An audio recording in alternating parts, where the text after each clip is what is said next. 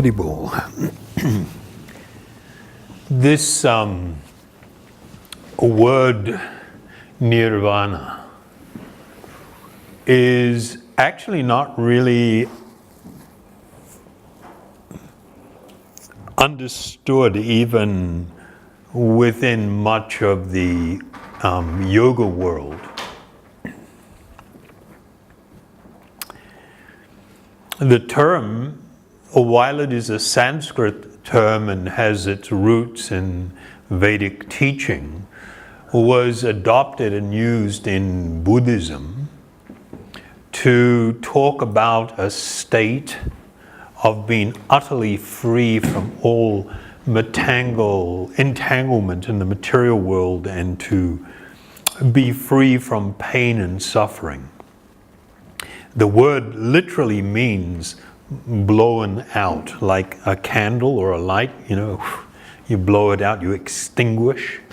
So it was meant to, it means the extinguishment of suffering. Or in the Vedas, it was used in connection often with other words, and it talked about the end of material life or the end of material existence.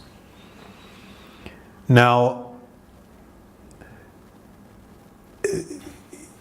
most people think of it in terms of what's described as merging into this ocean of light or this white light. That is a feature of the absolute truth or a feature of God. This experience was sought after by a certain category of yogis. And when they had this experience, there was utter freedom from anxiety and fear because there was a realization of my eternal spiritual nature, or my essence, my spiritual essence. And that was like utterly liberating. I was talking with some people yesterday. We had a little breakout at Yoga Day. And I was mentioning, I just read in the paper a couple of days ago, there was a A380, one of these really big jets, on a flight from LA to Sydney. And it was following another A380, but it was a little bit too close.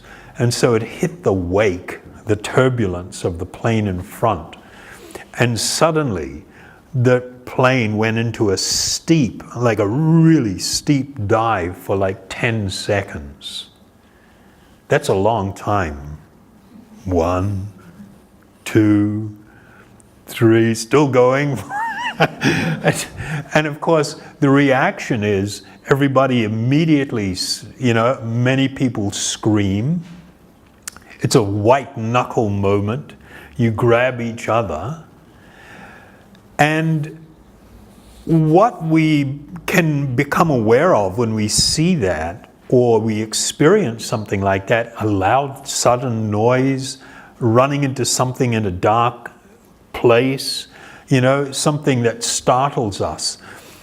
It's not just a physiological reaction that you're sort of like, no big deal, your body's just doing something like a twitch. You become flooded with a sense of dread and fear. And that is not happening just right then and there. It is manifesting, meaning that is already there. You're carrying it around every day. You're just not aware of it.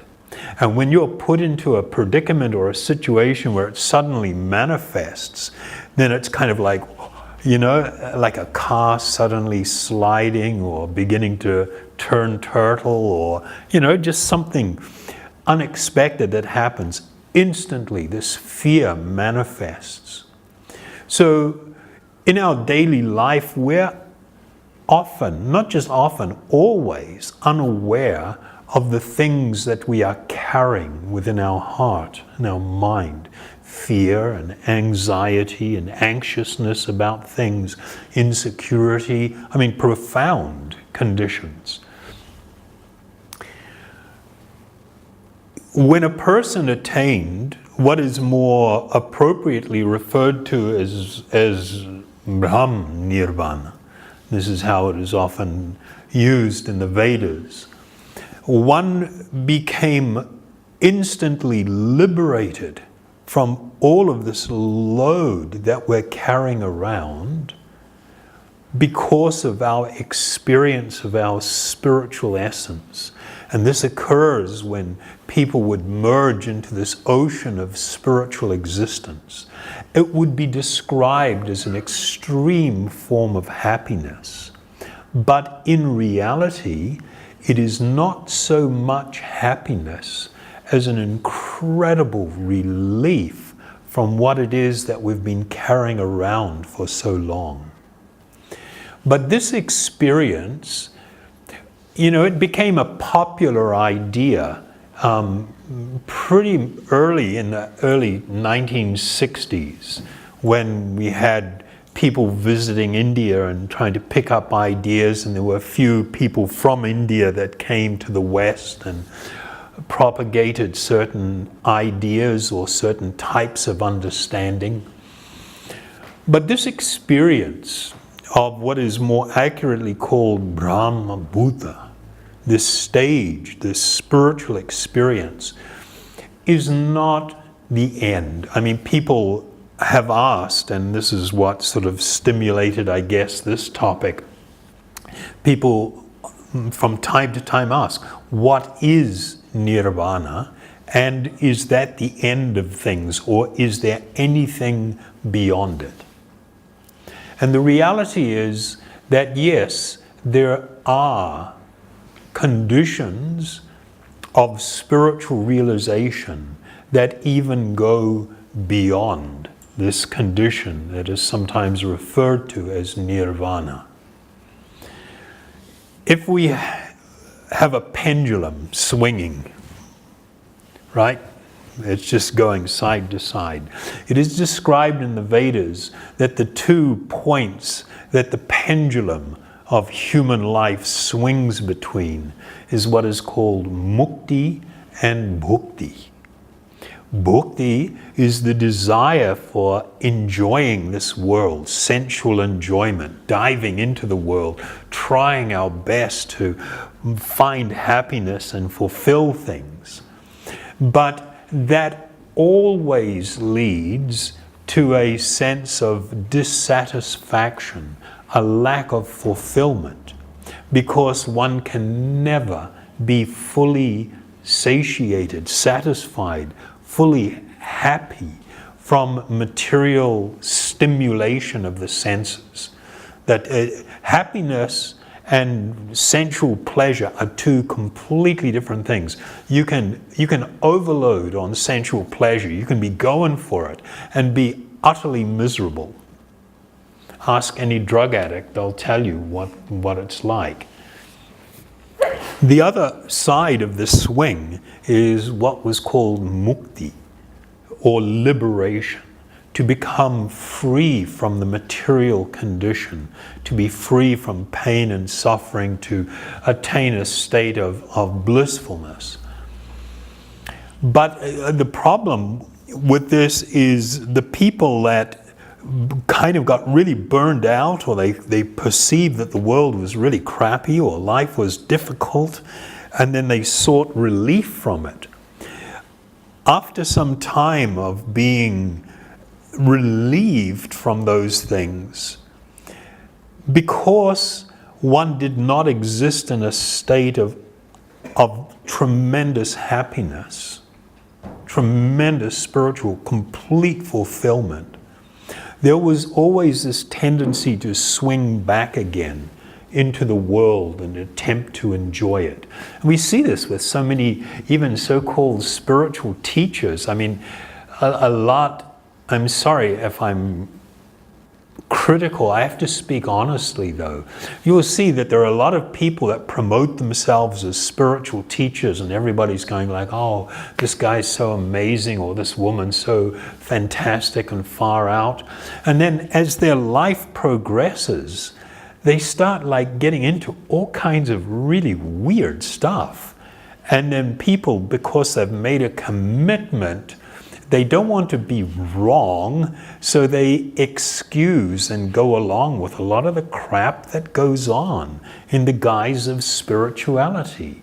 And when somebody is not living a spiritual life, we need to recognize that for what it is.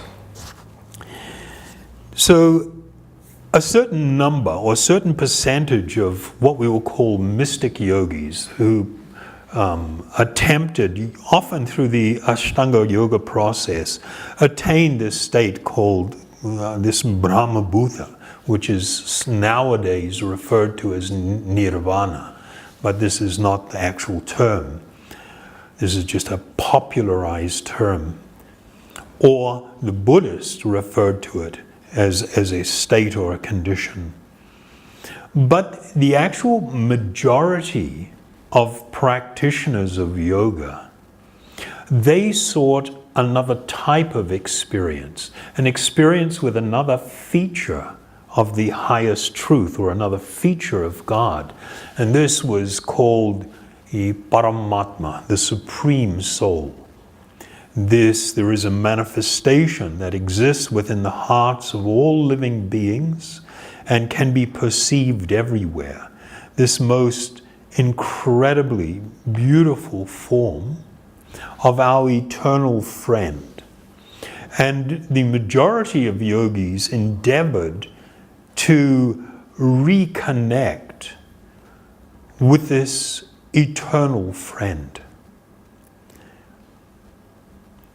When one was able to, through their meditation, through following an appropriate spiritual process or path, was able to encounter this manifestation of the absolute truth known as Paramātmā, one was instantly overwhelmed with a form of joyfulness that cannot be measured in material terms.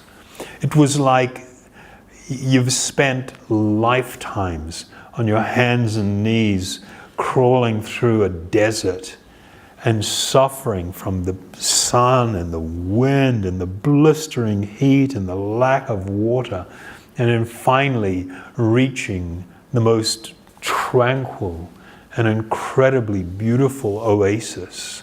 But it is not just an oasis. There is an oasis where one encounters their intimate and eternal friend. There is a third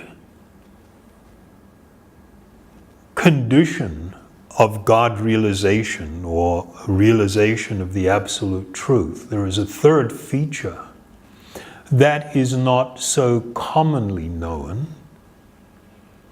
and it is a feature of God or the highest truth also in a personal form, a personal feature that is so utterly, transcendentally beautiful that when the spiritual sojourner would encounter this divine personality, there was an instant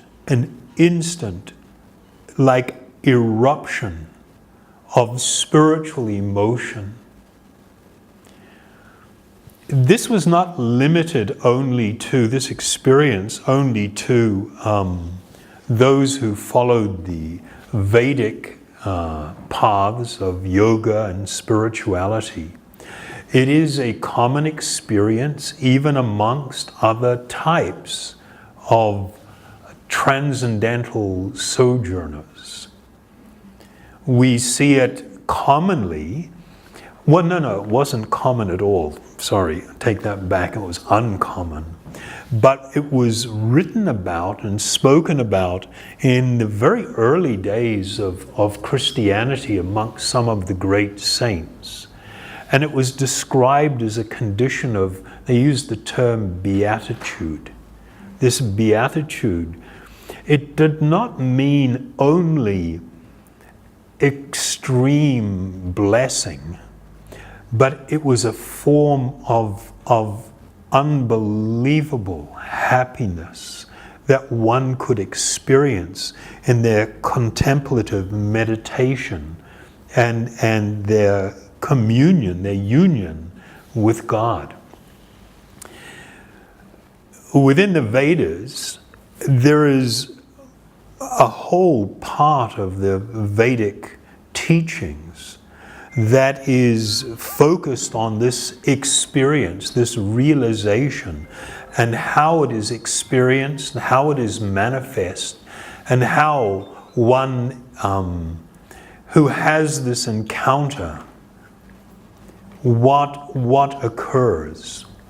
There are records of how great spiritual seekers have had this realization and experience. And they give a description of this personal feature of the Absolute Truth. And he is described as supremely attractive, that no one or nothing could not be moved in his presence. And he is so divinely and sweetly and beautifully attractive that when these transcendentalists would have this encounter, this experience, there would be like an eruption of the soul. And it would translate or manifest physically within the body also as the shedding of tears, a great heaviness of breath, the standing of hair on one's head and like goosebumps. But it was like extreme, the emotion that one felt. And these were spiritual, they are not material emotions. These are spiritual emotions. All the things that people are looking for in this world when they seek the perfection of love and they seek the perfection of happiness. There is a transcendental or spiritual reality connected with that. And so the great sages, the person who compiled the vast Vedic literature, his name was Vyasadeva, Vedavyas. He foresaw that during this coming period of time, and we're talking 5,000 years ago, that people would become less intelligent from a spiritual perspective. They would be easily overwhelmed. There would be a great state of confusion and quarrel, people fighting over anything and everything.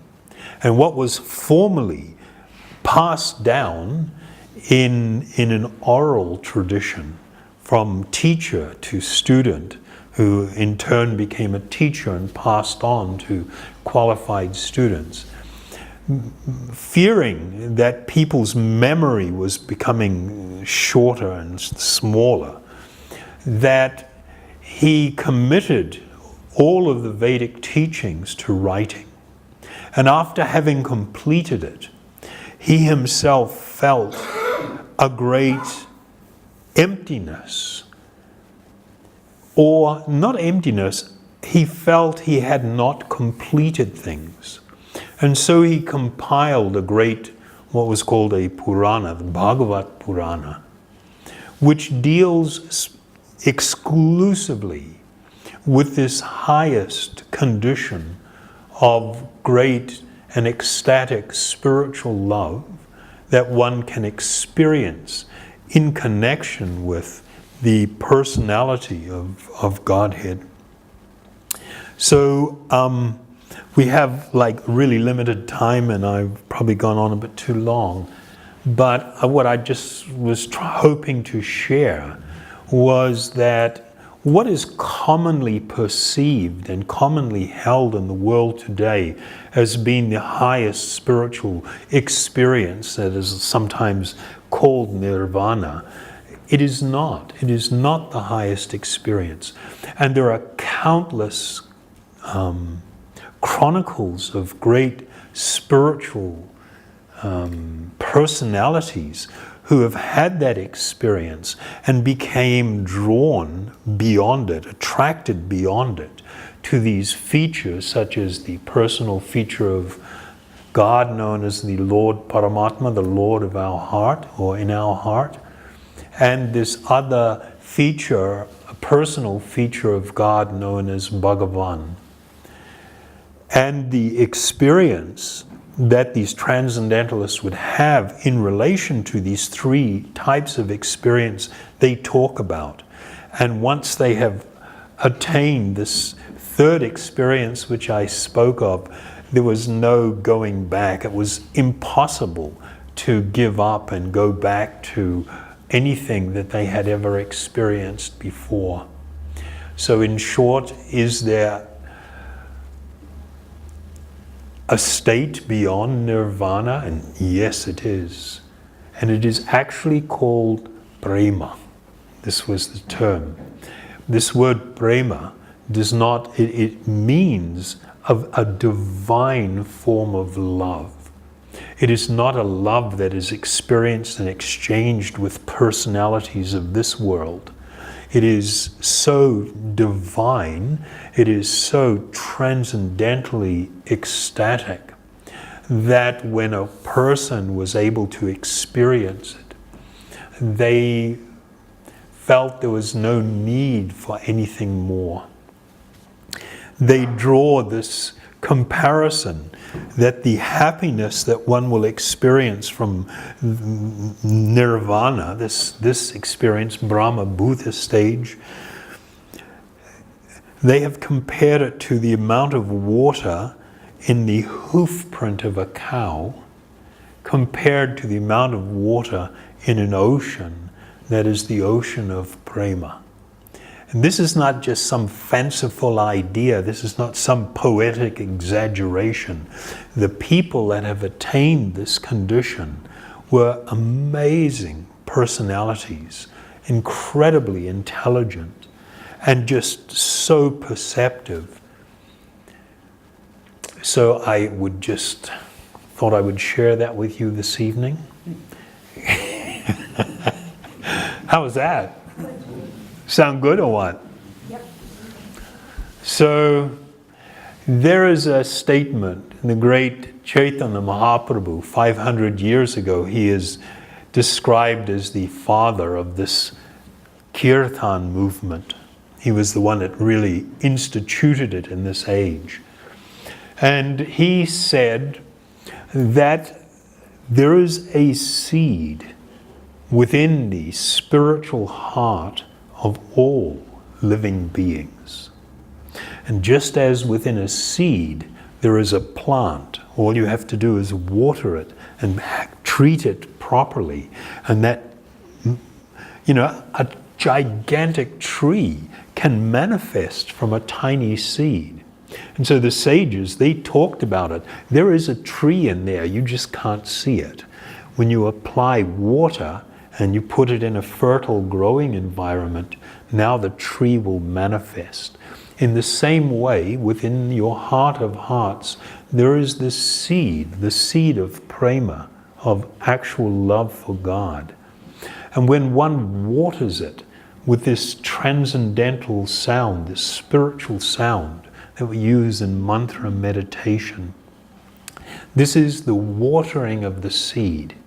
And without learning from any other person or any external source, simply by watering it with this transcendental sound, this tree of love for the Supreme will actually burst forth from within the heart, and one can attain this highest spiritual experience by learning how to use this spiritual sound. Okay? So with that, we will chant a little.